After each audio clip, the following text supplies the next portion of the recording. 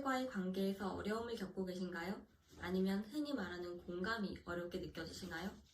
그런 여러분께 딱 맞는 책을 처방해드리겠습니다. 감정을 느끼지 못하는 소년, 윤재의 이야기를 들어보면서 우리 마음속의 답을 찾아보는 건 어떨까요? 손은평 작가의 소설 아몬드를 줄거리, 감상, 관계 분석으로 나눠 읽어보겠습니다. 책의 주인공 윤재는 감정표현 불능증을 앓고 있어 감정을 느끼지도 이해하지도 못합니다.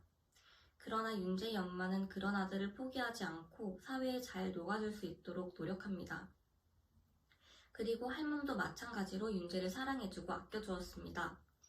그렇게 평화로운 나날이 영원했다면 좋았겠지만 비극은 한순간에 이 가족을 덮칩니다.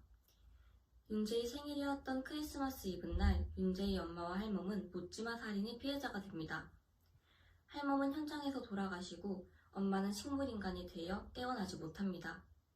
그리고 윤재는 언제나처럼 무표정하게 그 모든 장면을 바라만 볼 뿐이었습니다. 윤재는 엄마의 친구인 신박사님의 도움으로 헌책방을 운영하며 생활을 이어갈 수 있었고 어엿한 고등학생이 됩니다. 그때 윤 박사라는 남자가 윤재를 찾아왔고 죽어가는 아내에게 잃어버린 아들 연기를 해달라는 부탁을 합니다.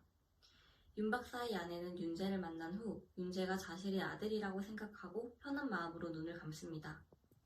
그러나 윤 박사의 진짜 아들은 윤재와 같은 반의 문제아인 곤이었습니다.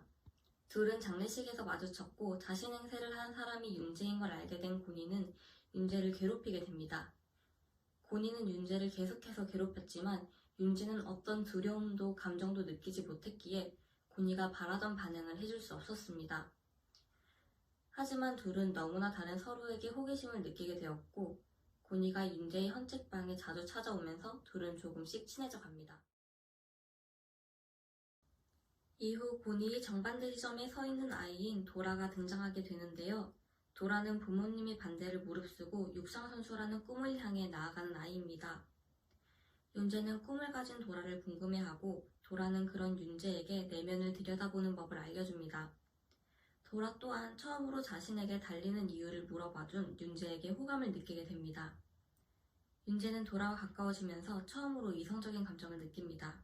하지만 윤재는 도라와 가까워질수록 곤이와는 멀어진다고 느낍니다.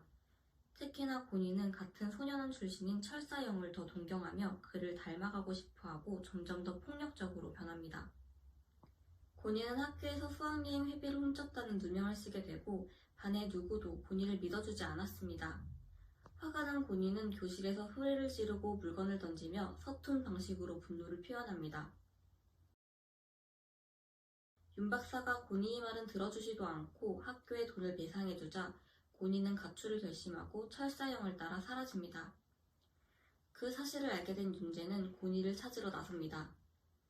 곤이가 따라간 철사영은 다른 사람에게 서슴없이 폭력을 가하는 무자비한 사람이었습니다.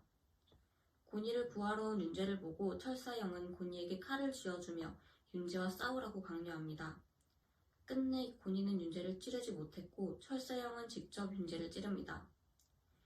윤재가 의식을 잃은 후 곤이는 철사영을 찌릅니다. 이후 회복한 윤재는 깨어난 엄마를 만납니다. 그렇게 엄마를 다시 만난 윤재는 평생 흘리지 못할 것만 같던 눈물을 흘리며 소설이 끝납니다. 이 소설은 감정을 느끼지 못하던 화자가 감정을 느끼게 되는 과정을 담고 있습니다. 소설 속 화자인 윤재가 한꺼번에 감정을 느끼는 것이 아니라 조금씩 감정을 받아들이는데 그 과정에서 화자의 심리가 세밀하게 잘 표현되어 있었고 비행 청소년인 곤이의 감정도 잘 묘사되어서 몰입에 도움을 줬던 것 같습니다. 또 곤이가 회비를 훔쳤다는 의심을 받는 상황에서 주변 인물들의 태도나 윤 박사의 태도가 사회에서의 낙인 효과를 표현하고 있다는 점이 인상적으로 느껴졌습니다. 지금부터는 좀 더 자세히 인물들 간의 관계에 초점을 맞추어 이야기해보겠습니다. 엄마가 윤재에게 뇌에 좋은 아몬드를 꾸준히 먹이는 장면은 제목과도 맞닿아 있습니다. 이 아몬드는 윤재가 감정표현 불능증을 가지게 된 이유인 편도체의 모양과 닮아 있습니다.